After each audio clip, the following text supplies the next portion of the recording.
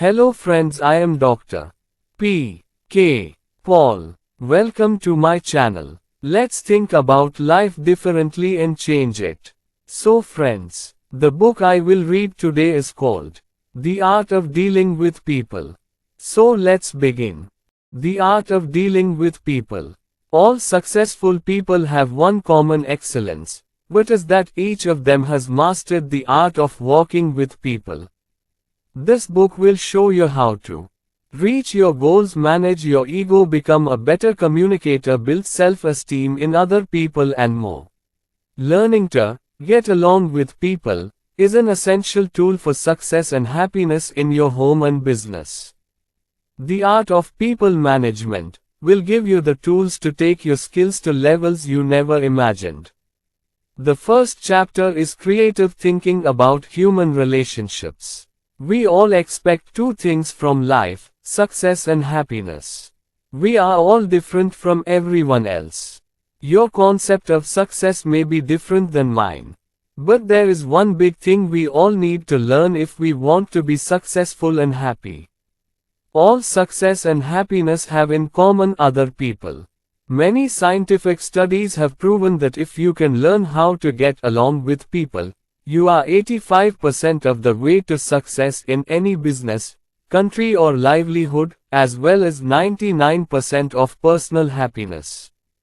Just moving on is not the answer. What is desirable is to be able to deal with people in a way that will give us personal satisfaction without hurting the egos of others. Human relations is actually a science of dealing with people where both our egos and their egos remain intact. And this is the only way to move forward with people, which results in real success and happiness. 99% of people who fail in life is because of failure to get people right. Look around. Are the most successful people the ones with the most developed brains or the most skilled people? Stop and think for a moment. Chances are you'd say that the people you know who are the most successful and enjoy life the most are the ones who get along with people. Your personality problems are basically your problems with other people. Today you will find millions of people who are self-conscious yet shy, and quite confused in social situations especially. They suffer from inferiority complex, and never realize that their real problem is a human relationship problem. They fail to realize that their personality failure is actually their failure to learn to get along with people. There are about an equal number of people who at least on the surface seem shy or reserved. Opposite, they look confident. They are authoritative, they dominate in any social environment, whether it is their office or home or club. Yet they also realize that there is none. They wonder why their subordinates or family members do not appreciate them properly. Wonder why people don't cooperate with them spontaneously, why they have to constantly push people to bug them. And when they are open-minded, they never get the approval or acceptance they deserve. They don't force cooperation, loyalty, or friendship. They don't force people to do what they want, could not acquire skill in art. People are here to stay whether we like it or not. In our modern world we cannot achieve success or happiness without other people. The most successful doctor, lawyer or salesman is usually not the smartest, nor the most tactful in their profession. There is no saying that the husband and wife who are the happiest couple are the most attractive. Look for success in any endeavor, you will find the man who has mastered the art of getting along with people, the man who has made his way through others. Mastery in human relations is like mastery in any field, in that success depends upon the understanding and application of certain basic principles. You must not only know what you are doing, but also why you are doing it. All human beings are equal in this fundamental formula. Yet every person you meet is different. If you are trying to learn something quick to get on with every person, you are going to be disappointed. Influencing people is an art, not a trick. Whenever you resort to superficial, mechanical means of trickery, you are tapping into that way within the person concerned, but that method will not work in this case. The purpose of this book is to show you the path of knowledge that is based on understanding human nature. Why does a man go his own way? The methods presented in this book, tested on thousands of people who have attended my seminars on human relationships. These are not my thoughts on how you will deal with people. Rather, this theory is based on empirical findings about how you treat people. That means, if you want to move forward with people, that's the kind of companionship you want. Yes, we all want success and happiness. And the day when you got what you wanted by forcing people to get it is long gone, if such a day ever existed. And going begging without force is not a good way either. A man who constantly prostrates himself and literally begs for favors has no reverence for him, nor does anyone lend him a helping hand. A successful way to get what you want out of life is to master the art of dealing with people. Read on to find out how. Chapter 2 is the understanding of human egoism.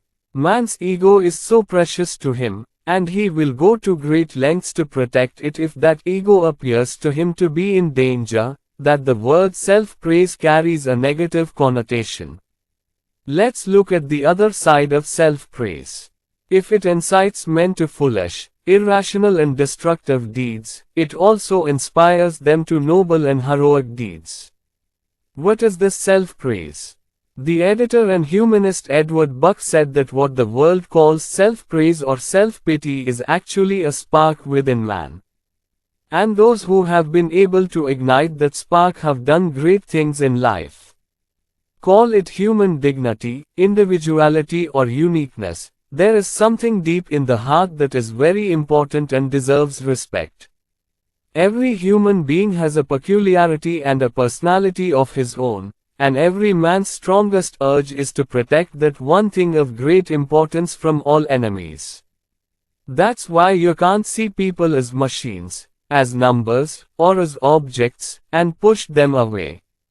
It is much more powerful than an army or a concentration camp.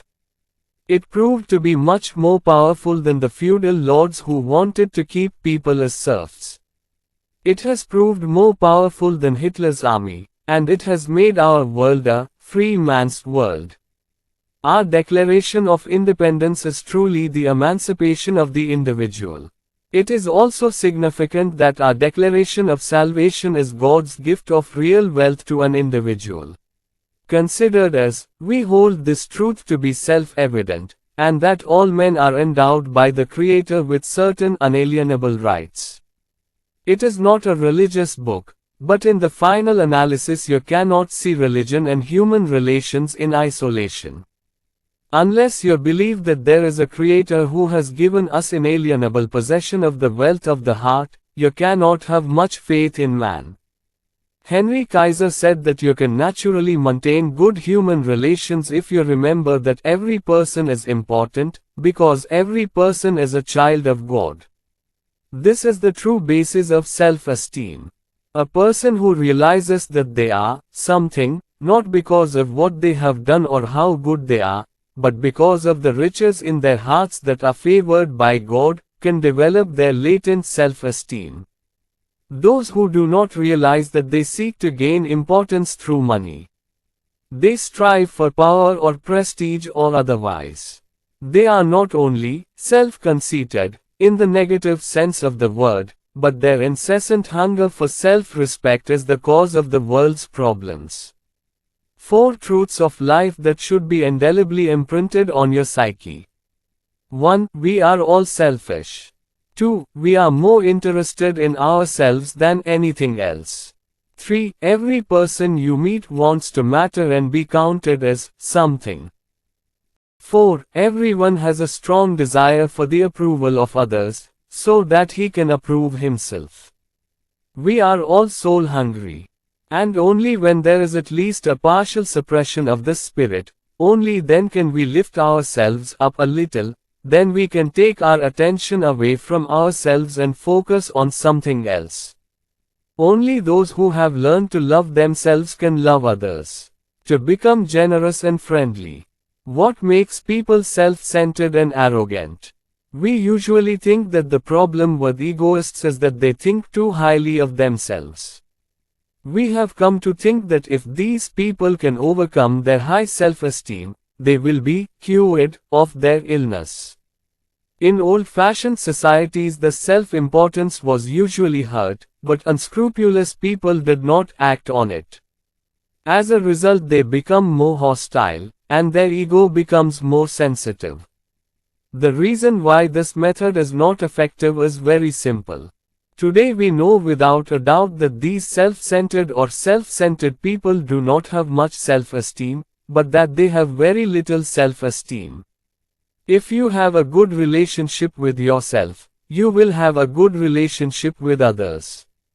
If a person starts liking himself, he will like others too. These people may overcome painful self-inflicted resentments, but they will become less critical and more tolerant of others.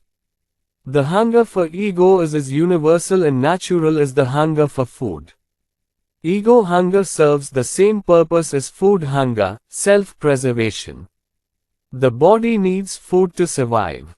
And the ego, or unique individuality of the individual, requires respect, approval, and a sense of well-being.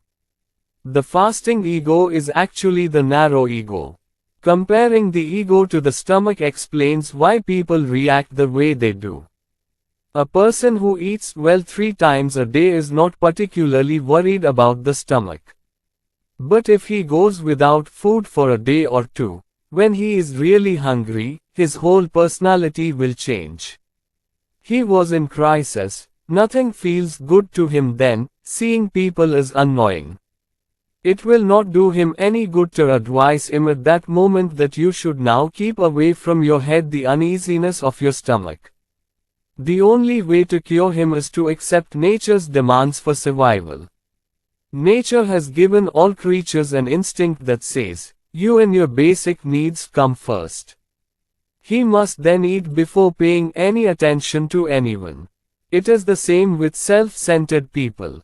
Nature demands a certain amount of self-acceptance and self-approval in any healthy living personality. There is no use in scolding or admonishing a self-centered person to keep the mind free of worries. Until their ego hunger is quenched, they cannot keep the mind free. Only then will they shift the focus away from themselves and focus on their work or possibly something else. When self-esteem is high, it is much easier to get along with people. They are cheerful, generous, tolerant, and willing to listen to others' ideas. They meet their own basic needs and then think about the needs of others. Their own personalities are so strong and secure that they willingly take risks. Be willing to make mistakes and have the courage to admit mistakes. They may be criticized, rejected, but will take strong action regardless, because these are only small wounds to their fierce self-esteem, and they have more wounds left for them. It is well known that it is much easier to get along with the top man than with his subordinates. It is said that during World War I, an angry man shouted at General Black Jack Pershing, "Put out that fire of sin." Then when the man begged for forgiveness, General Pershing patted him on the back and said, "I a second, not a lieutenant, you'll be glad to know. You also have to descend a bit to reach Nietzsche." When self-esteem is low, confusion comes easily. And when self-esteem is almost intact, anything can become extremely dangerous. Then even a little crooked look or a little harsh word can seem like a disaster to that person. When a highly sensitive mind sees a pun or an equivocal expression even in a completely innocent word, it must be understood that he is suffering from a very weak sense of self-esteem. In fact, arrogant people, pretentious people or intimidating people all have the same problem. Help others deal with the confusion stemming from their poor self-esteem so they can love themselves. When a proud person looks like this, you stay in your own place. You can understand this usage if you remember two things. First, he strongly feels the need to increase his self-esteem and to do so for trying to pull you down. Second, he is scared. His self-esteem is so low that a single hit from you will finish him off. And even though he's not sure if you are going to hurt his self-importance, he's not going to take the chance. The only safe strategy he can use is to hit you before you realize what he really is. Don't add to the trouble by haunting him. Avoid sarcastic or sharp comments or arguments. If you win, you are only fueling his low self-esteem and making him harder to deal with. Instead, feed his hungry ego. Turn the lion into a lamb. He'll stop snarling and biting at you. This tactic works for everyone, not just strangers. He'll become more agreeable, more sympathetic, more cooperative if you can feed his ego, not with insincere flattery, but with sincere goodwill and open praise, that is, find their good points, those that can be appreciated. Say congratulations or good wishes at least 5 times a day, and see how your relationships with others become smoother. Help them make their own choices. It should not be like a scholarly pat on the back. If so, this knowledge of yours will make matters more unfavorable. The first law of human relations is that, whether people act or fail to act, their own self-esteem will be inflated. When you are asking someone to do a certain thing, but logic is not working, find an argument to boost their ego. Others give a personal argument that works for you. A few days ago I was in a city where a national convention was being held. Unforeseen business circumstances forced me to stay the night. Having no reservation, I ended up at a hotel I had been to many times before. As I made my way through the crowd to get to the front desk for room, I caught the eye of a familiar clerk. "Here, Les," she said apologetically, "if you'd just let me know you were coming. The way things are now, I don't think I can do anything." "Maybe I've run into a problem," I said, "but I know that if there's anyone in town who can offer a solution, it's you. If you can't give me a room, I'll leave, go to a nearby park and sleep." "I can't tell," he said, "but don't go, wait half an hour, see if something can be done." At last it occurred to him that there was a small living room for domestic conversation, where a bed could easily be converted into a bedroom. That's it. I got the house, and he got the satisfaction of showing something. If anyone can, it's me. Proving it to both of them boosted his ego. Help others to love themselves, satisfy their hunger for self-esteem. The third chapter is to awaken in people the realization of his importance. Every human being is a billionaire in terms of human relations. The tragedy is that so many of us hoard that wealth in secret, miserably giving away little, or maybe we don't even realize we have any wealth. It is within your power to awaken the consciousness of others to the supreme wealth of the individual. It is up to you to help them learn to love themselves. It is within your power to inspire them to feel appreciated and accepted. The fastest way to develop your way with people is to give them what you have. It doesn't cost you a penny, and you don't have to worry about depleting your wealth when donating. Do not barter or bargain with it. Give impartially. Do not worry about what you will get from others while doing it. When you float this bread in the water, you will see that one day it will come back to you 100-fold. Don't make the mistake of assuming that once a person is successful or famous, they don't need a sense of importance. Courtesy, politeness, Manners all stand on the feeling of the universal hunger of the people as if they were in dire need of this personal wealth. Courtesy and politeness are nothing but a way of recognizing the importance of other people. We all need a sense of self-worth. We need to realize that other people are recognizing us. In fact, what we need is the help of other people to realize our own importance, to secure the personal wealth of our hearts. To a large extent, the way we feel about ourselves is a reflection of how other people feel about us. No one can keep his dignity and wealth alive if everyone he comes close to thinks he is unworthy. This explains why seemingly unimportant little things matter in human relationships, can cause extraordinary consequences. Have you ever heard what people argue when asking for a divorce? He, husband, didn't bite the bullet when I told him how stupid I was about money.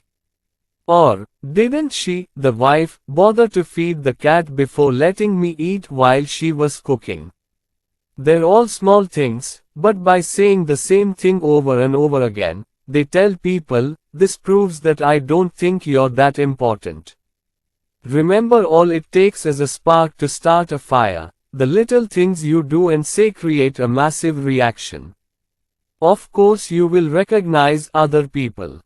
During a diplomatic exchange with another country, the government says it recognizes or is in the process of recognizing that country. We can learn from this in our diplomatic relations with other people. The main causes of dissatisfaction among employees are 1. Karpanya, to give credit for offering. 2. Failure to mitigate anger. 3. Failure to encourage. 8. Criticizing the employee in front of others. 5. Failure to seek feedback from employees. 6. Failure to keep employees informed about their progress. 1. Favoritism and nepotism. Look at it, failure is all about recognizing the importance of employees. 4 ways to instill in others a sense of their importance. 1. Learn to think of other people as important. The first rule, which can be easily applied, is reassure yourself that other people matter too. Do this, and you will find that your attitude is meeting you without even trying. Moreover, doing this requires no mind-blowing chicanery and keeps your human relations in a sincere place. You will never realize their importance if you secretly feel that they are nothing. After all, what else is there in this world as important or interesting as humans? 2. Notice the people. Have you ever thought about the fact that what is important in your eyes is what you notice? You actually only see a tiny fraction of your surroundings. You choose to focus on those that are important. 5 people probably notice 5 different things while walking down the street. The simple reason is that their interests are different. So when someone notices us, it is a great courtesy. As if they are recognizing our importance and boosting our morale tremendously. We become friendlier, more cooperative, and consequently work harder. And don't forget, when you are traveling with a group, try to recognize everyone in the group. 3. Don't compete with people. It requires discipline because you are human and like everyone else you have the same need to realize your own importance. Keep a watchful eye on yourself so that no mishap occurs. The basic truth is that everyone has a need to realize their own importance and to have this importance recognized by others. This trait of human nature is naturally neutral. You can use it either way to your advantage or disadvantage, just like you can use a knife either way to butter your bread or to cut your throat. We always have a tendency to assert our importance when interacting with others. Consciously or unconsciously, we want to make a great impression. If someone tells us they have done something great, we immediately think of something greater for ourselves. If someone tells a good story, we'll straight up whip up another story that will top his story. Often we are so concerned with impressing others with our importance that we feel great. There is a simple formula for overcoming this obstacle. If you want to have a good impression of yourself in the minds of others, the effective method is to let them know that you have impressed them with their qualities. And if you compete with them, they will be convinced that you are an idiot who is not aware of anything about his surroundings. 4. Know when to correct others.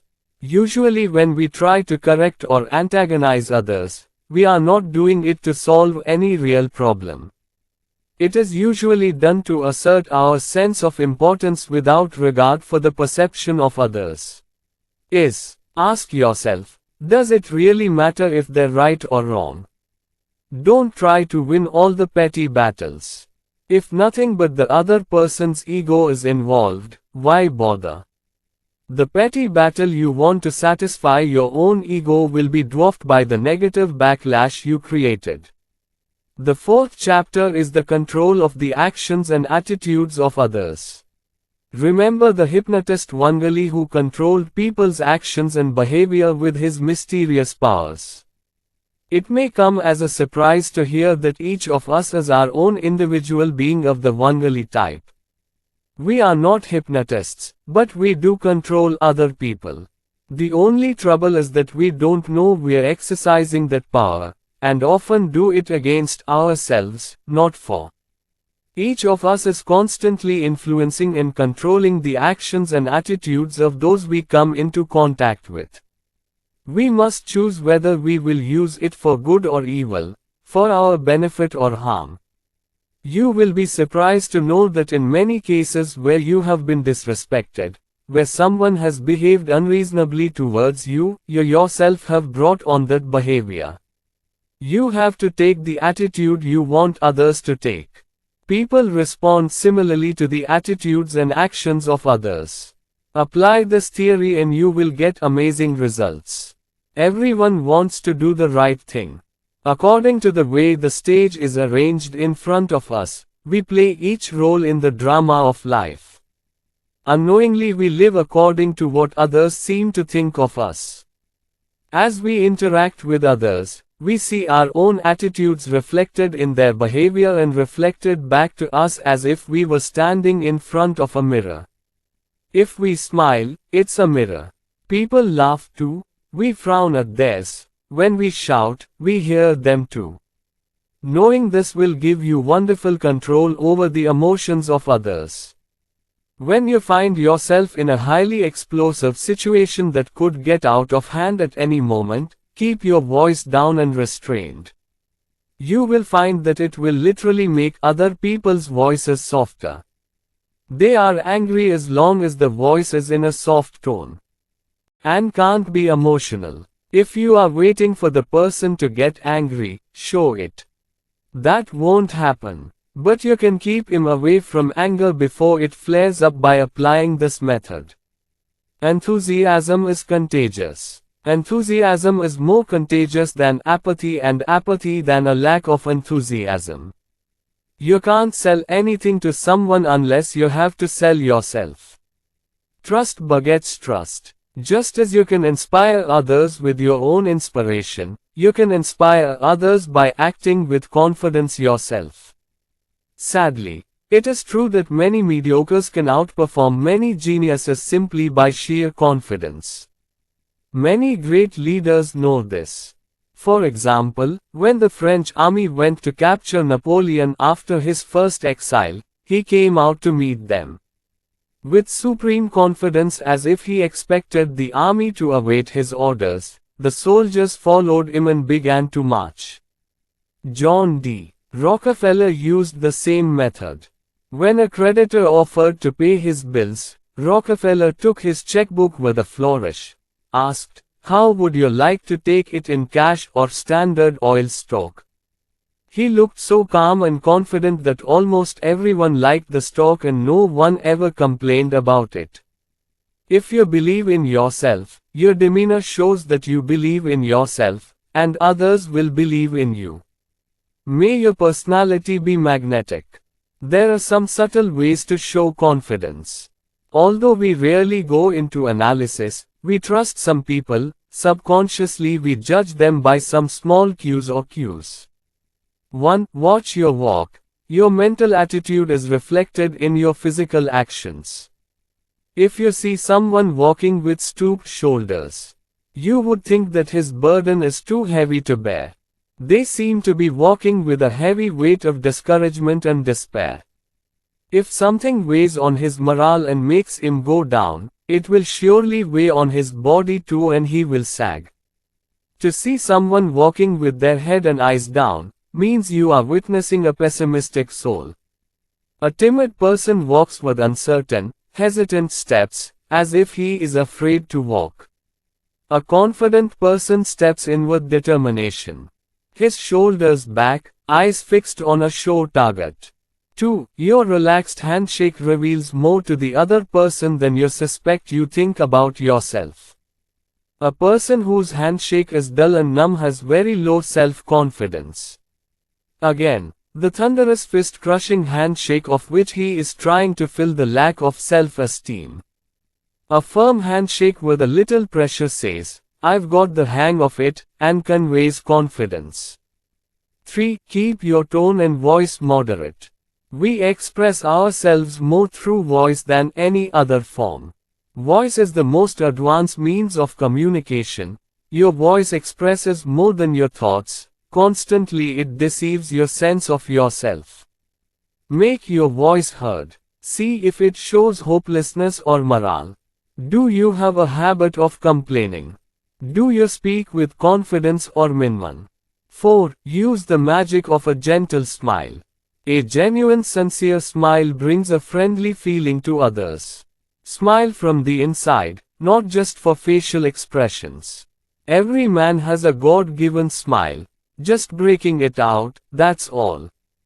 If you don't use your smile, you'll be like those who have millions in the bank, not just a checkbook. To do good to people, follow Winston Churchill's advice. I have found that the best way to get something great out of someone is to instill it in them. Let others know that you can trust them and that they have credibility. People who shame others, put them down, or advise them on what to do, often don't make the situation better. No one is completely good or bad.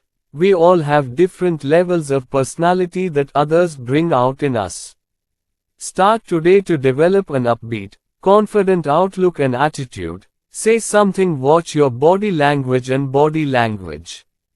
Keep your head straight. Walk with a confident step as if you are about to go somewhere important. Chapter 5. Learning to make a good impression. The way we approach others, our first words and actions, often sets the tone for the entire encounter. You can significantly control the actions and attitudes of others if you can start the conversation in the tone you want to end it. If you want to discuss business, start in a business tone. If you want to stay home, start home. Others will follow suit. The way you create manga, they will play their roles accordingly. Every time you are in the company of others, you are setting the stage. If you stage a comedy, don't be too serious. If you set the stage for a tragedy, don't expect others to be smart. It just wasn't meant to be, is how we say about a meeting or an interview when it doesn't go the way we want it to. Almost always, it's because we landed in the wrong place. Before entering any discussion, ask yourself, what do I expect from this? What mood should the conversation take? Then create the tone that will set the stage. The first impression we make will be the lasting one, remembering that we can control the actions and attitudes of others. You are more responsible than anyone else for how you are perceived in others' eyes. Many people can't sleep worrying about what others think of them. Much of what the world thinks of us comes from what we think of ourselves. If you're not receptive, blame yourself. Act like you're nothing, the world will see you that way. If you think something like that, You will see that there is no other way in the world without your thinking something. Don't impersonate. In reality, we are subconsciously smarter than we realize. Our conscious mind penetrates our disguise to see and analyze. Not so smart as to be able to, but the subconscious mind can. Our subconscious tells us that dressing up as the rest of the cast doesn't really think well of ourselves. How many people want to make a bad impression? Because you are judged not only by what you are imposing on you, your job also depends on what value you place on other things, your opinion, and your competition. The Bible says, don't judge yourself. It is a great lesson in human relations. Every time we judge something, we give others a clue to judge us. What value do you place on your job, about your company? When someone asks you where you work, do you politely reply, "Oh, I work at a rural bank," as if you're so embarrassed about it?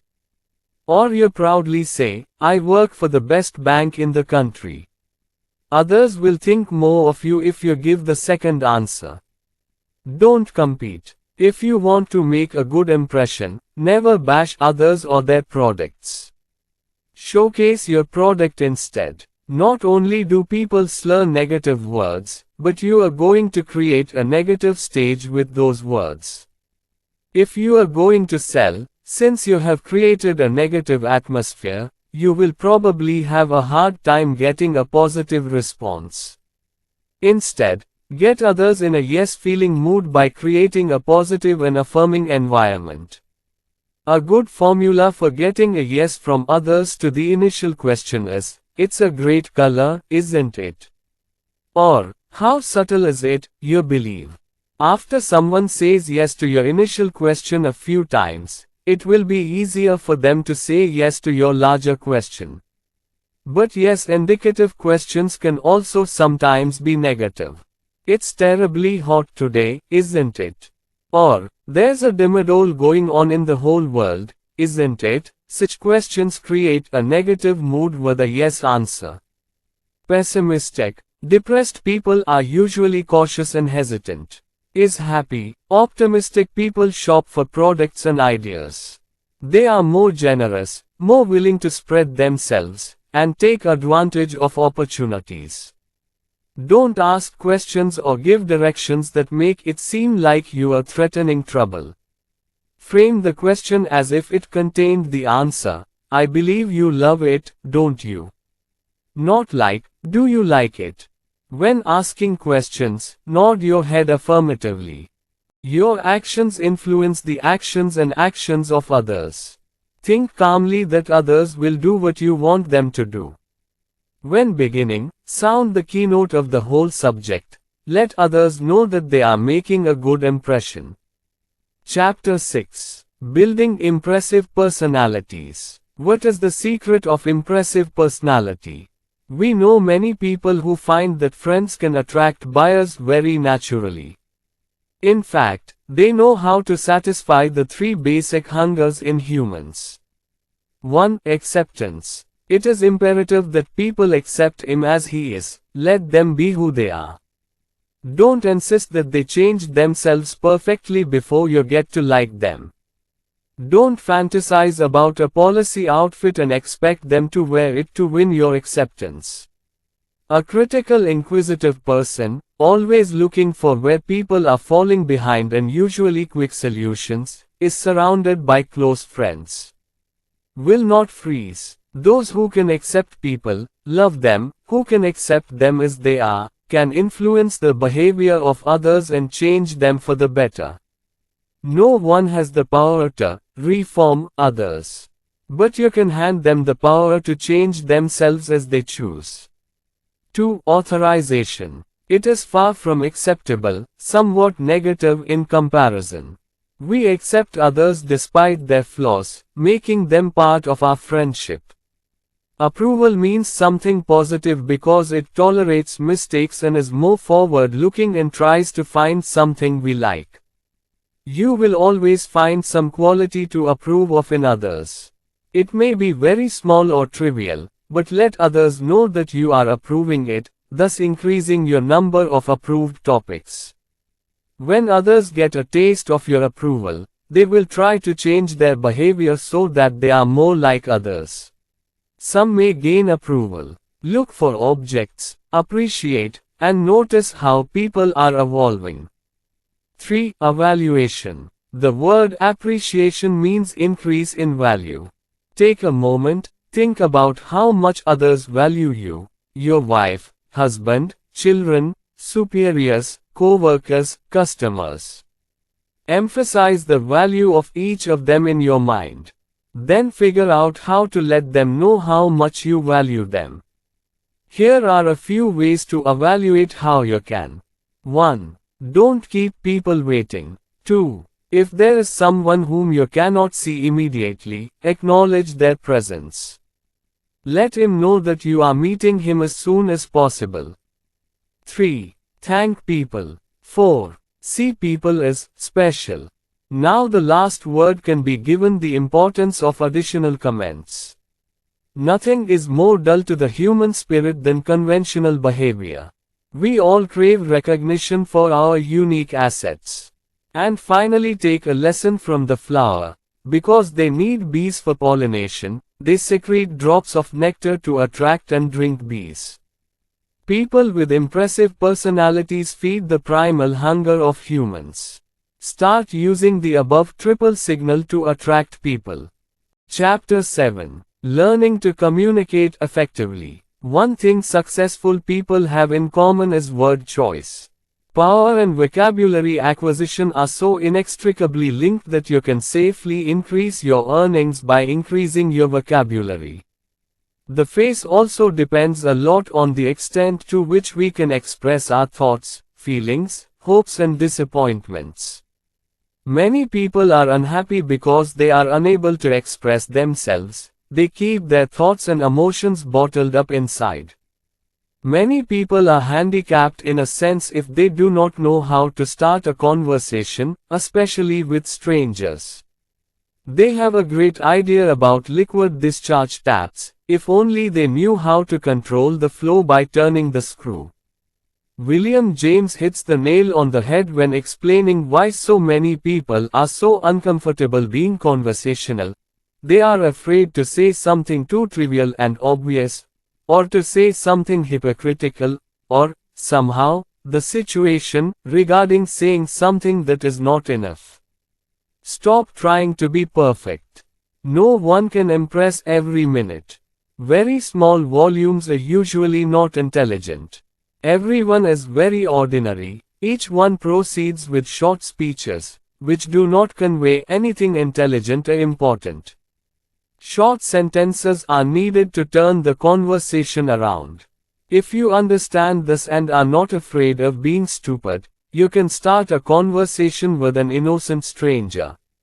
You'll be surprised to discover that you are talking about intelligent and interesting topics because you're not even trying. Spread the heat on the subject. At the beginning of a conversation there is a matter of warming up. Don't get too heated in the beginning, though. A short speech not only starts a conversation, but also builds others up. Let people talk about themselves. The next time you meet someone, and don't know what to say, ask the person a few questions like these. Take preparation time. Where are you coming from? What do you think of the weather here? What do you do? These questions will help others talk about themselves and will definitely open doors to overcome initial inertia. They will break the silence and show that you are interested in them. You don't have to find things of mutual benefit. You start them off with something they're an expert on, themselves. Becoming a good conversationalist is an art. This is not done by talking too cleverly or telling stories of heroic experiences. Either by opening the mouth of others, talking through them. If you can stimulate others to talk, you will gain a reputation as a good conversationalist. If you can keep talking to others, it's better to open your mouth and express your thoughts. Will not. Ask questions to spark interest in others. Steer the conversation to a topic of interest to them by asking questions like why, where, how. If someone says, "I've got 25 acres in Indiana right next to my house," don't just say, "Well, I own 500 acres in Texas." Instead, ask, "Where in Indiana? When did you get it?" This type of question will earn you the reputation of being the most attractive person your partner has ever met. There is a deadly sin hidden in human relationships that must be avoided. Humans are inherently selfish. From first to last, their interest is in themselves. Show your interest in others, they will then be interested in you. Don't be like the dramatist who, after talking about himself and his work for an hour or two, turns to his partner and says, "Enough of my talk, now yours. What do you think of my place?" You are human too, so it's only natural that you have a tendency to talk about yourself. You also want to shine. You also want to impress others. But you can greatly increase your value in the eyes of others if you direct the conversation to them, not to you. They will have a high opinion of you. Ask yourself, what do I want out of this situation? Do you want to boost your ego? Or want someone else's approval? All you want to do is boost your ego by growing businesses, permissions, or silos. But just talk about yourself. Don't expect anything from that conversation. Public speakers talk about themselves. But they are therefore invited and their audiences come willingly, not captives. Unless you've rented a hall and advertised in advance, your audience has no way of knowing they're going to be surrounded by your performance.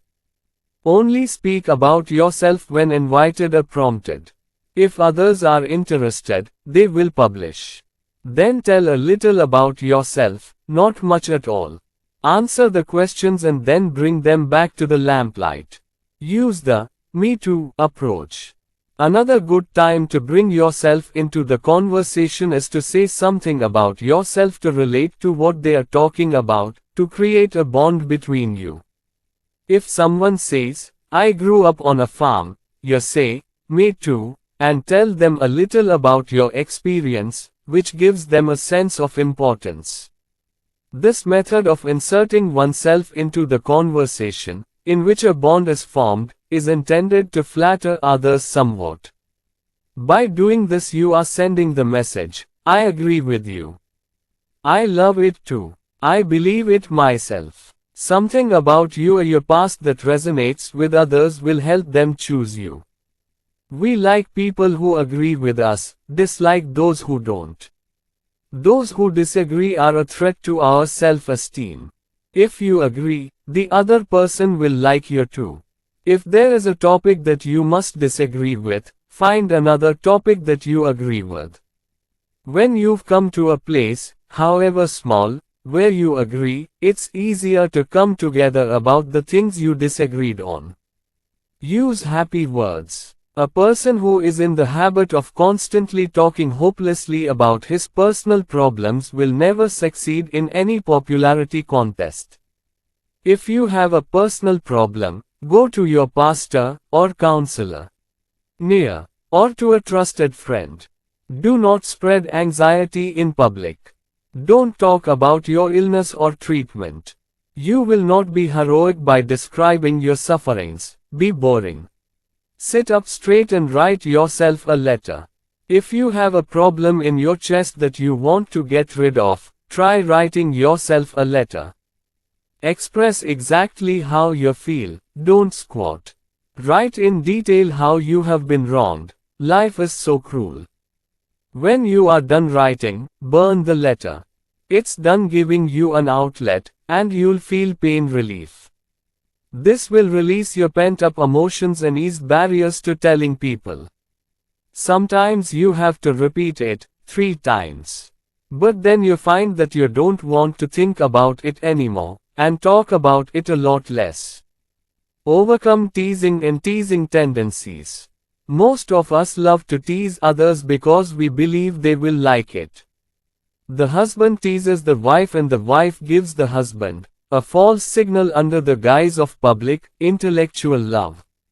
We throw in sarcastic remarks in the hope that others will appreciate our cleverness. Look at the rub, but no personal attacks. Both offensive and sarcastic comments are intended to hurt others' self-esteem. And anything that threatens self-esteem is a very dangerous trend, even if it's a joke. If a person knows you for a long time, likes you for a long time, and you don't exaggerate, you can avoid this irony. But there is so much mental opposition working against these that it is safe not to do such things. Start applying these methods today to improve your communication skills. Practice with strangers too. Continue like this day after day until it becomes a habit. Chapter 8. To hear. Oliver Wendell Holmes wrote, "Listening to others with sympathy and understanding is perhaps the most effective method in the world of getting along with people and making friendships last forever." Let's say you meet someone, and when you leave after the conversation, you feel like things didn't go the way you wanted them to. Ask yourself, what else could I have said to make the call more friendly that fits my mindset? Unsurprisingly, the answer will be nothing. If you can't communicate well, it's not your fault, it's that you didn't listen properly. Proper listening will give you wisdom. Most of us want others to think of us as competent and intelligent. A sure way to do that is to instill conviction in people by listening carefully to what they have to say. The fact that you are paying due attention to what they are saying and listening carefully will convince them that you are a very smart person. Think about your friends and acquaintances. Who among them has the reputation of being prudent and intelligent? Is that person always ready for the answer before the question is heard? A person who interrupts others to comment before they finish? Or is he a person who has a lot of listening patience? People will say what they want if you listen. You can't throw rocks in the dark. Automobile manufacturers keep a pulse on what the public wants before designing their cars. Respond correctly to the ball that is thrown at you. You must constantly respond appropriately. Healthy human relationships are based on two-way communication, give and take, action and response. If you don't know what other people want, or how they feel about the situation, or what their exact needs are, you will be out of touch with them. And if you can't touch them, you can't even move a hair. Excessive talk will alienate you. There are times when dealing with others that it is important not to open our fists in advance, especially where we feel the need to understand the position of others.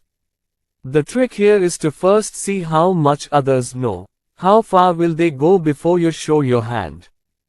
Just as we can gain a position by listening to others, too much talk on our part will push our position away. Successful people encourage others to speak up and speak up only when others shut up. If you can talk to others a lot, they won't be able to hide their feelings or intentions. They may try to hide, but will inevitably reveal themselves. So if you don't want others to know what's on your mind, keep your mouth shut, keep your ears open, keep listening. And if you keep talking for a long time, others will beat you. The practice of listening will keep your self-consciousness in check. Listening attentively to what others have to say and paying close attention to the inflections and inflections of their voices can keep your self-focused attention away. If all your attention is on what others are saying, what they want, you can't be self-conscious and hold yourself back when what they need. Blocking yourself allows you to effectively focus on other people's issues. And if all your attention is focused on yourself, you cannot take in the world around you. There's nothing wrong with having a high opinion of yourself, but nothing will work if all the attention is self-centered. Don't try to be too difficult. Williams James said most conversations become boring because people can't get between words. To get on well with people, you need to know what people want, what do they need, and who are they. You must listen carefully, sensitively, and patiently. The best courtesy you can show someone is to listen carefully. You are thus boosting his self-esteem because everyone thinks so. Love that they have something to say that is really valuable. One way to crush someone's ego is to destroy what they have to say before you hear it. Practice the art of listening. 1. Look at the person who is speaking. The mind wants to see the one who wants to hear. It allows you to focus on what he is saying. 2. You should feel deeply interested. If you agree, nod in agreement. Keep a smile on your face if they tell a story. Respond to any cues in their statements. 3. Lean towards the person. Have you ever noticed that just as there is a natural tendency to gravitate toward a good speaker, there is also a tendency to shy away from a dull speaker? 4. Ask questions. This will make the speaker feel like you are listening to them. 5. Don't interrupt, ask more instead. If you let him finish without interrupting, people take it as an expression of unfailing courtesy. But they'll be really flattered if you ask something like, if you could explain a little more about your ending. 6. Do not go off topic of the speaker. Don't move on until the speaker has finished, no matter how much you're in a hurry. 7. Use the words spoken by the speaker. Repeat some context. It not only validates what you are hearing, but also allows you to initiate your own meditation without any opposition or hindrance. Preface your own comment with, as you said. Chapter 9. Bringing people together. Situations arise every day when there is a need to persuade another person to accept our point of view. Some disagreements happen with our spouse, children, superiors, subordinates, customers, neighbors, friends, or enemies. Arguments are the natural response. But what we must learn is a natural response is to induce. When someone contradicts our thinking, we think of it as an insult to our ego. We become impulsive and hostile, trying to cut the opponent's throat with the weapon of our thoughts. We exaggerate our arguments and ridicule the context of the opponent. Victory does not come this way. The only way to win an argument is to change the minds of others. There are many ways to influence others in your path. A little pressure is the secret. In keeping with the theme of this book, the bottom line is, if you want to go with human power, you have to go with human nature, not against it. If someone is told that his idea has no substance, he will stick to that idea forever. If his position is mocked, he will have to defend himself. Look upon him, however good he may be, to shut the door of his mind to your thoughts. One of the most extreme instincts of people is the name of the father if you live. This survival is of his body as well as of his ego. We have to be extremely careful about the ideas we adopt and apply to protect ourselves.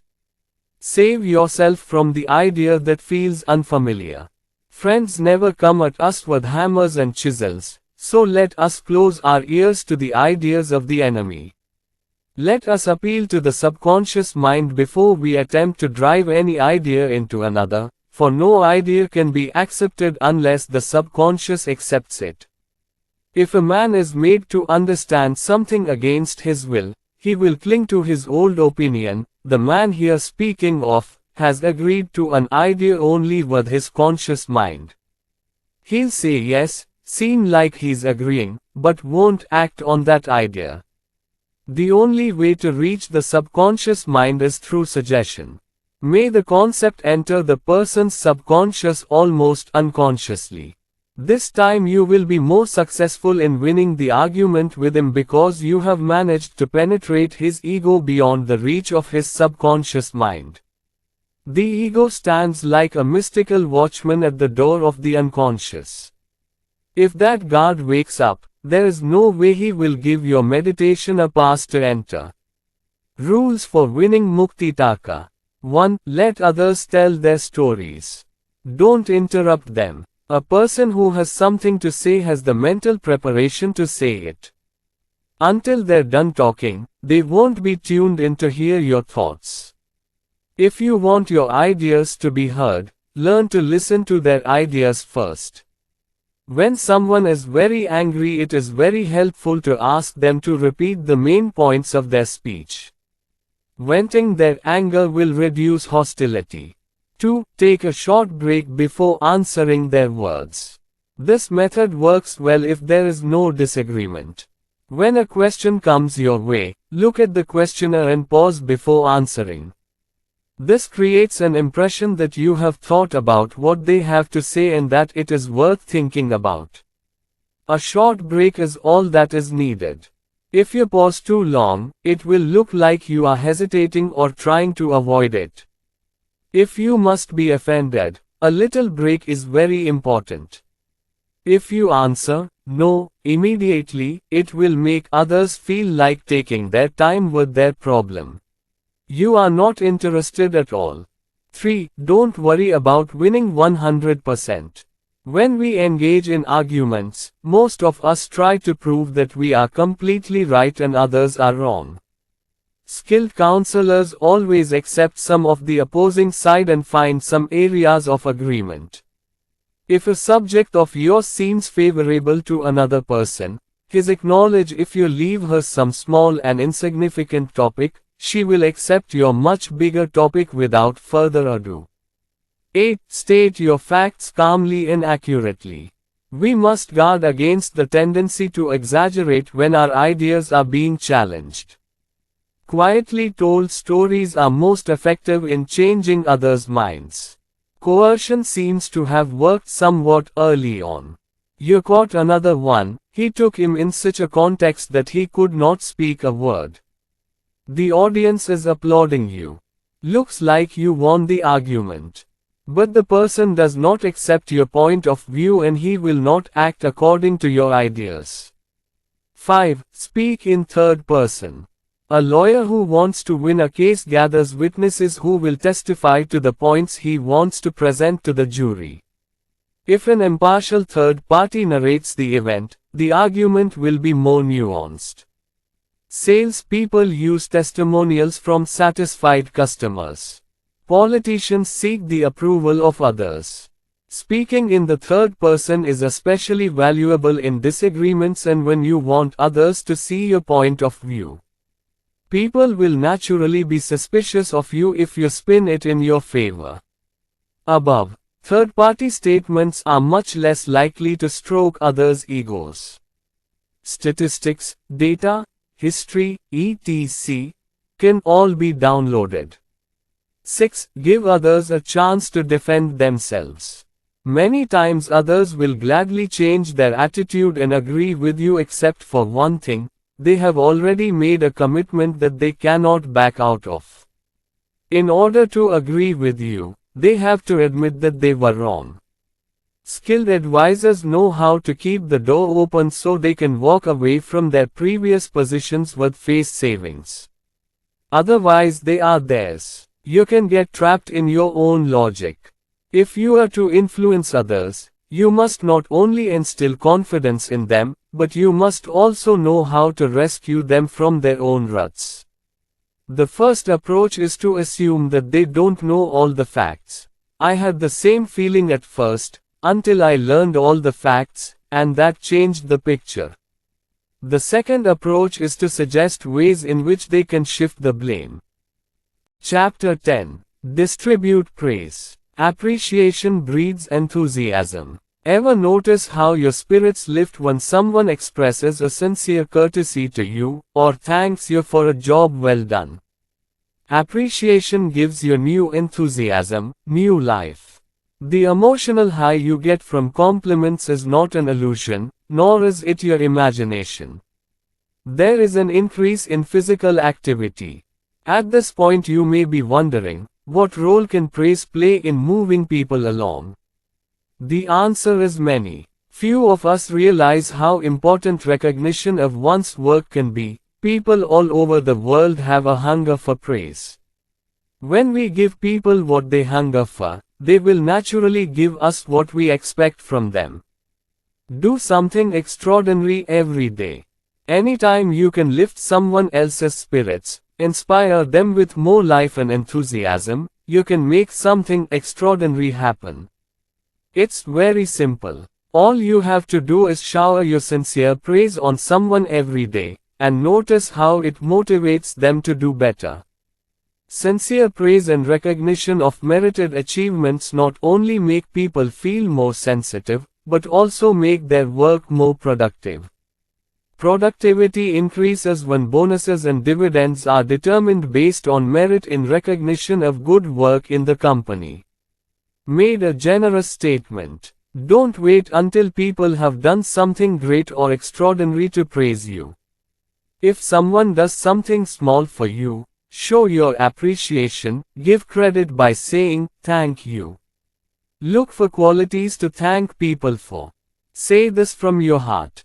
Let people know your feelings. Don't assume that people know you appreciate them, tell them openly.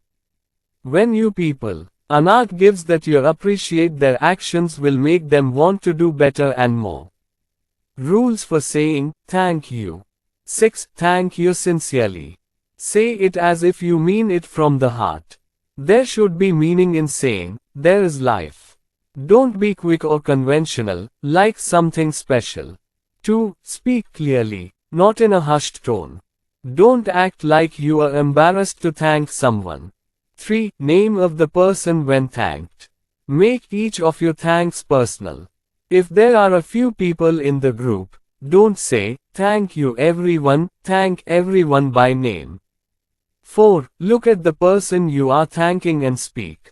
He who is worthy of thanks is also worthy of being looked upon. 5. You also have to work to give thanks. Consciously and thoughtfully look for qualities for which to thank him. 6. Thank people when they least expect it. A thank you tone is so much more powerful when they didn't expect it, or realize they deserved it.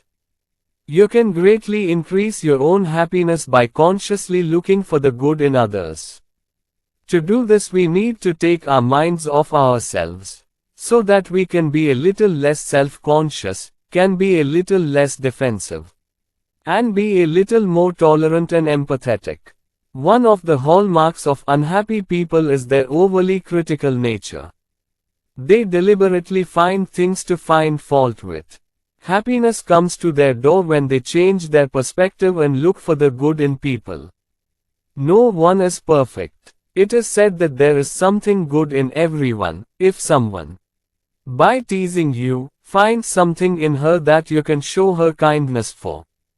If his bite is on your head, it may be his strong willpower.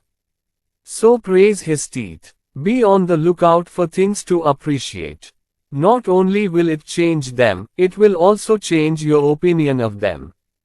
Notable expressions of appreciation are: 1. Be sincere. Mere flattery is too loud, it does no good. There is always something in one that deserves praise, if you look for it.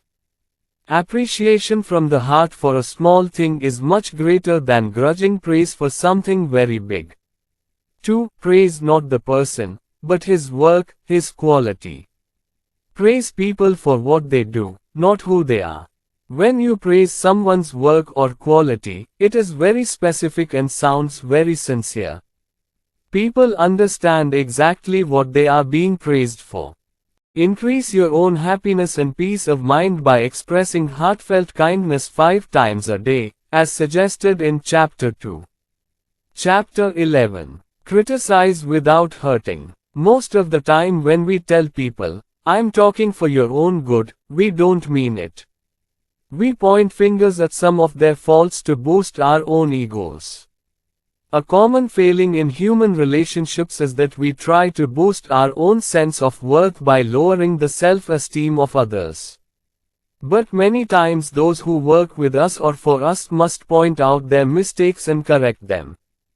Correctly corrected is truly an art that few can truly master. See criticism in a new light. Because so little is known about the art of effective criticism, and because most people are so clumsy about it, the word criticism is a thorn in our side. But the true art of criticism is not about tearing others down, it is about building them up. Criticism is not meant to hurt others' feelings, but to help people do better. Keys to successful criticism. 1. Criticism should be done with utmost confidentiality. If you want criticism to be effective, you need to see that other people's egos are not manipulated against you. Remember that your goal is ultimately to get a good result, not to stroke someone's ego. Even if you have noble intentions and the right motivation, how they take it matters. Even mild criticism in the presence of others will lead to resentment. Whether justified or not, they will be black-faced in front of their allies present. Whether you follow this rule or not, it gives an indication of your true attitude towards criticism. Are you only critical if there is an audience in front of you? If so, your real motive is not to help others but to satisfy your own ego. 2. Start the criticism with some good words, praise words. Kind words, courtesy, compliments etc. create a friendly atmosphere. This eases others and puts aside their defensive tendencies. Compliments and courtesy bring to mind an open air suitable for speaking. 3. Depersonalize criticism. Criticize the work, not the person. In this case, again, you are handling the ego by criticizing the work or practice, not the person. By focusing the criticism on the task, you can show them courtesy, while respecting their ego. I know from past experience that this mistake of yours is completely out of line with your daily routine. 4. Provide answer. When you tell someone what they are doing is wrong, you should also tell them what is right. It is not right to emphasize the mistake, it is important how to correct it and not repeat it. A big complaint is, I don't know what's expected of me. Most people are eager to correct if they are told what is correct. 5. Ask for cooperation, don't demand it. More cooperation from people comes through requests, not demands. Can you correct these mistakes? Much less dissatisfaction will come through the more dissatisfaction that can come from it. What happened? Don't let it happen again. You'll get a lot more out of encouraging people to change instead of commanding them. 6. One criticism for one fault. Fair enough for the bar, twice as unnecessary. Remember that your goal in criticism is not to win. Attention to error is a trifle annoying. Attainment of action in the mind, in the fight against the ego.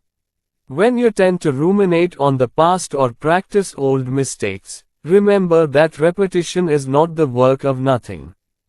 7. End criticism in a friendly tone. If a matter is not resolved in a friendly tone, it is not over. Don't put it off for the future. Settle now and forget. End with a statement of confidence. I know you can be trusted. You must write the last part of this book. When I set out to write the book, I had one goal in mind, to help you develop your human relationships and get a little more happiness and success out of life. This book will not be finished until this objective is achieved. Apply the formulas given in the book, you will see success and happiness come your way. Be well.